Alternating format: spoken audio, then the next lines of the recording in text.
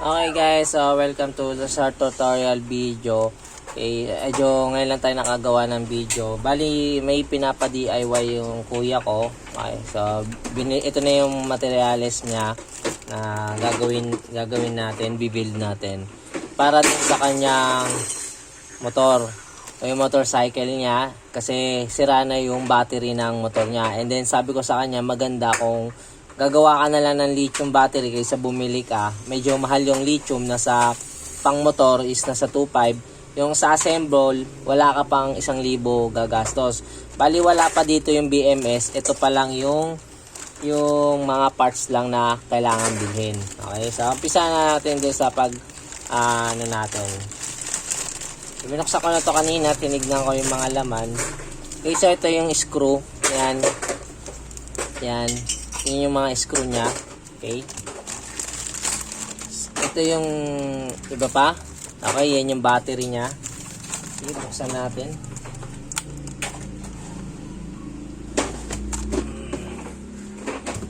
Okay. Ay, gunting. Okay. Pinapabuild na, sabi ko sa kanya, mag-build na lang siya katulad ng sa motor ko, naka-lithium na, kasi maganda yung naka-lithium battery kaysa dun sa mga naka-lead acid pa yung gamit. Okay. So natin. Okay, ito yung bus bar niya. Okay, ito yung bus bar, yung ginagamit para sa pag-jump ng battery. Ayan. 1 meter to. Okay, yan.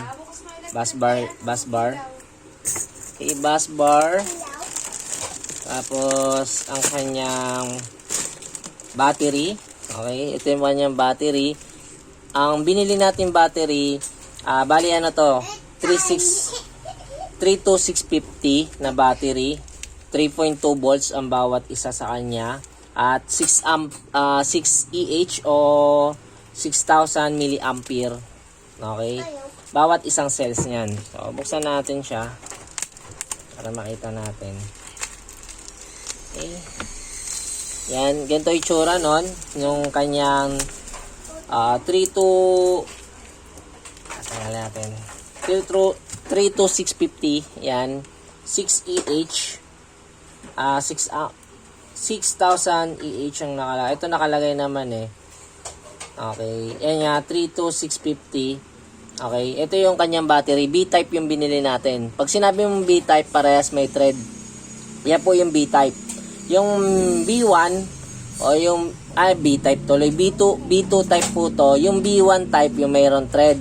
Okay, ito ito kanyang thread, kabilaan ng thread. Yung B1 saka B3, positive, negative lang yung pinagkaiba, para siyang nut, yung merong pagsusuksuan. Ito din yung ginamit ko dun sa ating DIY battery. Kung maalala nyo, ito yung kanyang DIY battery. So, 9 volts to kasi tatlo yan. Yan. E dito naman, ang ginamit ko is B3 type naman. Okay? So, 4 na klase. Kailangan mo ng 4 kasi 3.2 volts ang bawat isa. Okay? Kailangan mo ng 3.2 volts para makabuo ka ng 6 ampere, 12 volts, is kailangan mo mag-series ng 4 na 3.2. So, ito na yun. Tabi muna natin. Bus bar niya. Ito yung battery. Okay, so pag bibili kayo, ulitin ko, 32650. So, ito rin yung mga ginagamit ng mga nagdi-DIY sa solar. So ito is pakaganda rin kasi makunat siya. Hindi ko lang alam guys kung kita yung kanyang yung nakapangalan. So, focus natin. Di ata kaya. Tignan natin kung kaya. Okay. Ayun. So, hindi niya So, paano na lang natin. Tapos, yan.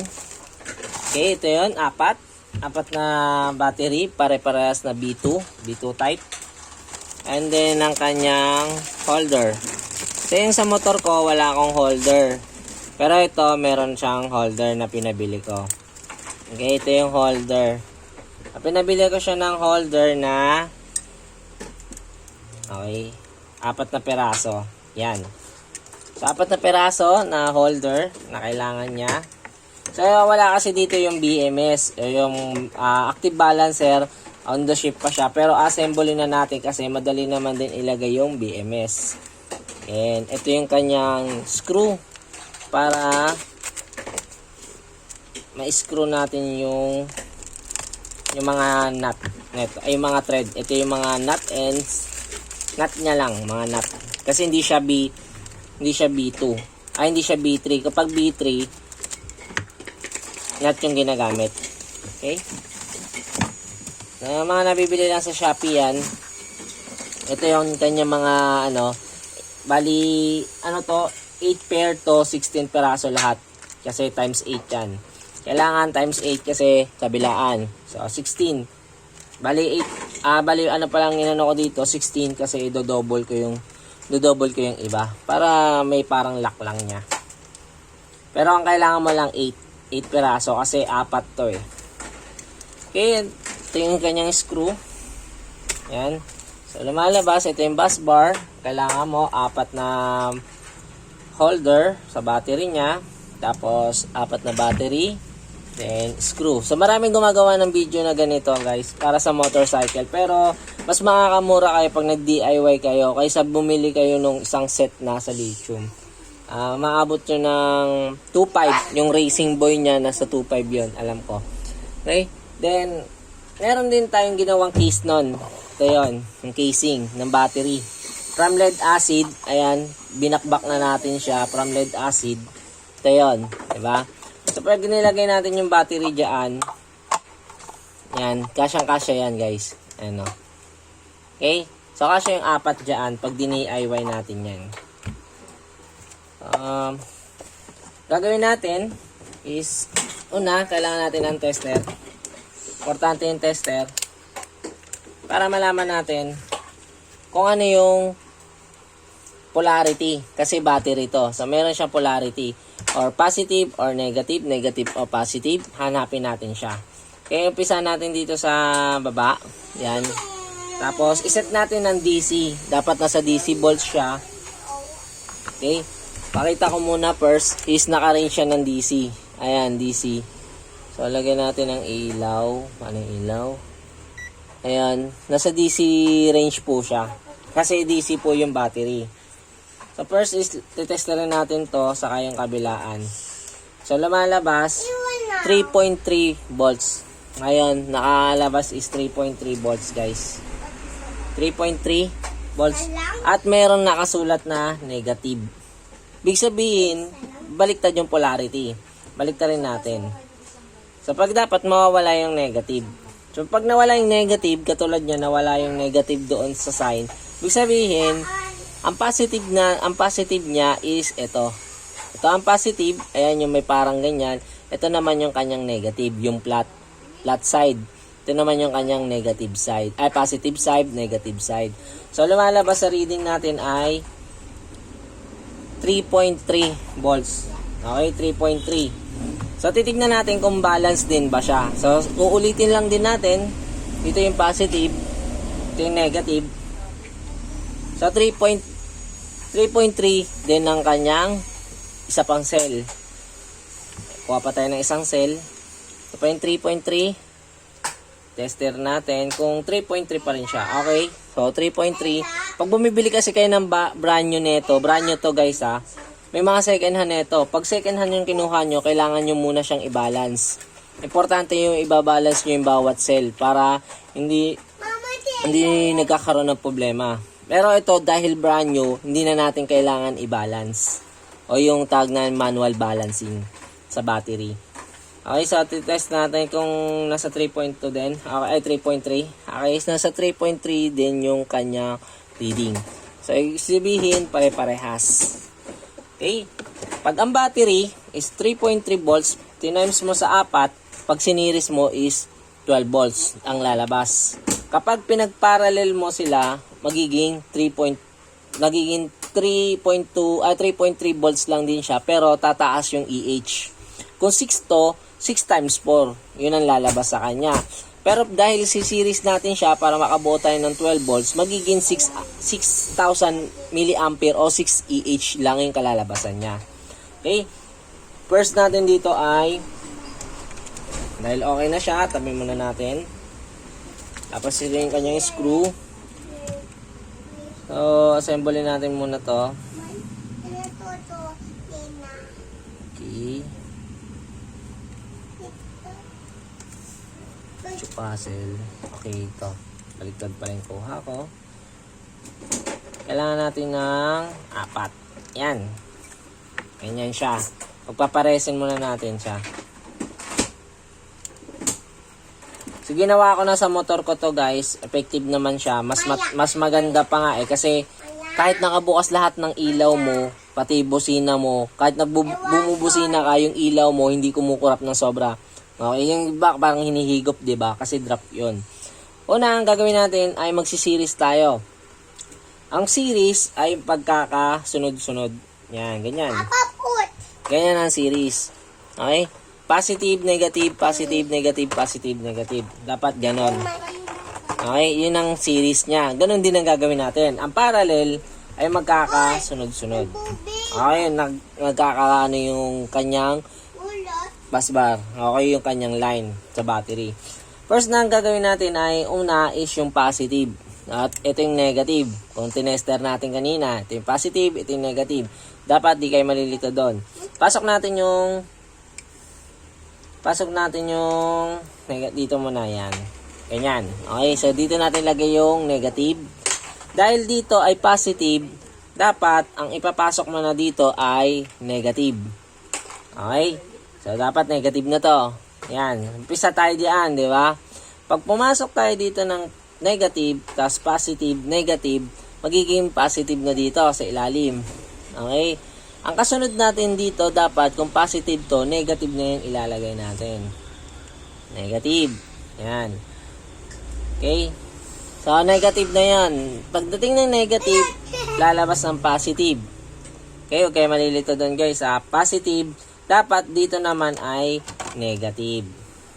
Okay. Ganyan. Ganyan kalalabasan niya. Okay. So, ulitin natin. Ulitin natin guys. Positive, negative sa ilalim. Okay. Tanggal ko na eh.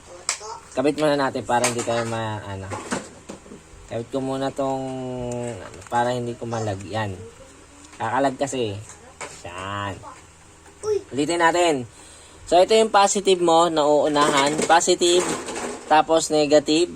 Tatalon dito sa positive. Itong positive niya. Tapos, ito yung ganyang negative. Tatalon ulit dito sa positive. Positive, negative, positive. Okay? Tapos, papunta ng negative. Okay? Mangyayari, ito yung negative side mo at ito yung kanyang positive side. Okay? So, pagka inano mo yung sa motorcycle, halimbawa, ang positive side ng motor mo is, halimbawa, ito. Ito yung positive side ng motor mo, dito yung positive, dito yung negative. Pwede yan. Okay? Yan. So, ang gagawin natin ngayon, so, ito yung positive mo, negative. Lagyan natin ng negative sa ilalim. So, ito yung positive, ito yung positive. Okay?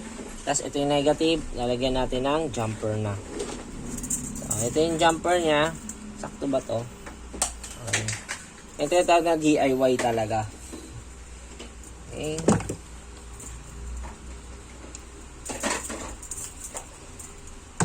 Hanapin natin yung cutter.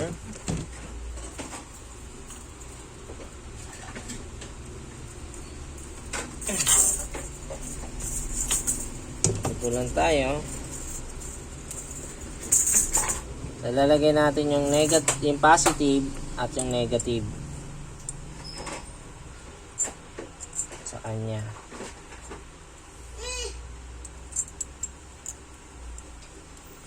Marami nang gumagawa nito guys sa sa mga YouTube, sa mga share lang natin din yung hindi dahil sa napanood ko to, kasi ito ay nasusubukan ko din kasi sa solar dahil napakaganda ng niya. Napakaganda ng, sa solar pa lang, pag kinaano na namin, maganda siya gamitin. Okay. Set lang natin siya. Dahan-dahan lang kayo guys, kasi pag nag-short, pwede rin siya magkaroon ng short pagka mali yung top nyo o nagdikit siya, pwede magkaroon ng short. Saan ba yung long nose ko? Okay, wait lang, kukunin ko yung long nose. Ayan, sinat lang natin para mapig.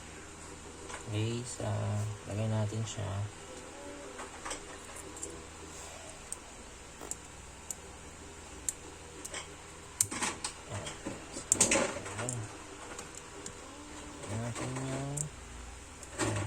So, lagyan natin ng tornilyo. Usog tayo pala. Oops.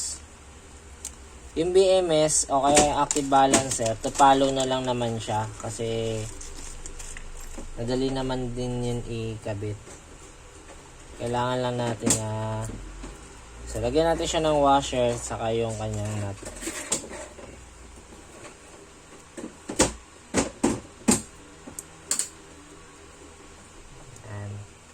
Lagyan natin siya ng nut. Sukat nito ay 8. Ayan. Tapos dahil ito yung positive mo sa battery, okay, dun yung sa output, ito yung negative ng output, ito yung positive ng output. Okay?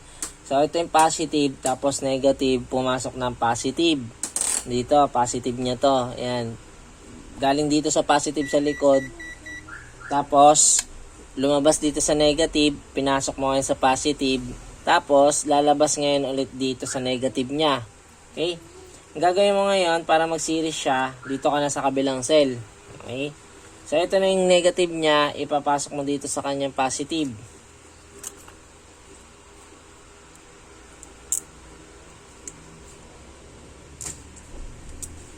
Ayan.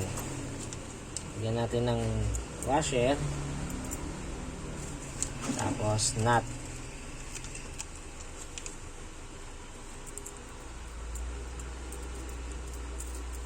Okay, nut. Saka nut.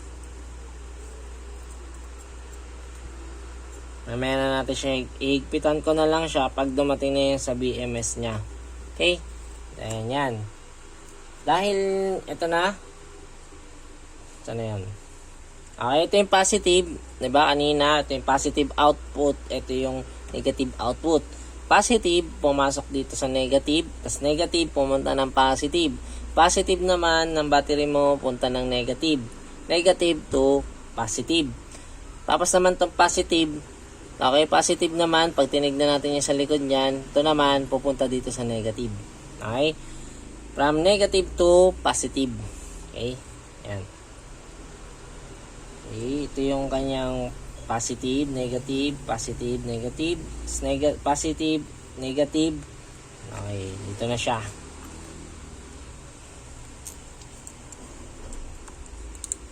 Ganyan lang pag gumawa ka ng DIY mo na battery.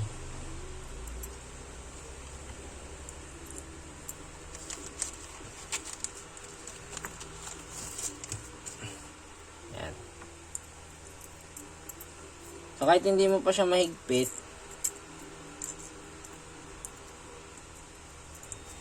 ayan. So, natin siya. Mamaya na natin siya, saka ko na siya higpitan pagka dumating na yung BMS na in-order o yung active balancer. Parang BMS active balancer na yun eh. Okay? So, mapapansin mo, may dalawa dito, tapos merong isa dito sa taas. So, pag tinester natin to, ito yung positive, ito yung kanyang negative. Tingnan natin yung output.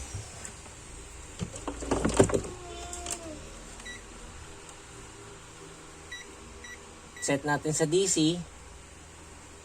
Ayan, DC. Sa positive, tas negative. Positive rod at negative rod. Sa makakakuha mo, 13 volts. Kita ba? Saan ba kita? Yan. So, pag tinester mo siya, makikita mo is 13 volts. So, meron ka ng 13 volts na naka-modified na ngayon. Okay? Yan yung kanyang series na battery para makakuha ka ng 12 volts o yung tinatawag niya na natin na sa motorcycle battery. Ganito lang itsura nun guys. Ito lang siya. So, antayin na lang natin yung ayan, kikita nyo siya. Test natin siya. Yan, lapit ko pa. Makikita nyo guys, 13.31 volts. Okay, mataas na yan. Kaysa sa compare mo sa lead acid o kaya gel na type na battery. Or kaya kahit mag-DIY ka na, ay kahit bumili ka ng yung battery na nabibilin lithium na Racing Boy, medyo may kamahalan din eh. 2.5 kasi. Ito guys, wala pang 1,000 ang magagastos mo sa paggawa ng battery. So, mas makakatipid ka pa. Tapos, ikaw pa kasi yung labor. Okay guys, so yun lang. Thank you for watching. I hope so. Maraming salamat sa mga nanonood at sumusuporta pa rin sa akin kahit na hindi na ako naglalabas ng video dahil sobrang busy na ngayon lang ulit. Thank you!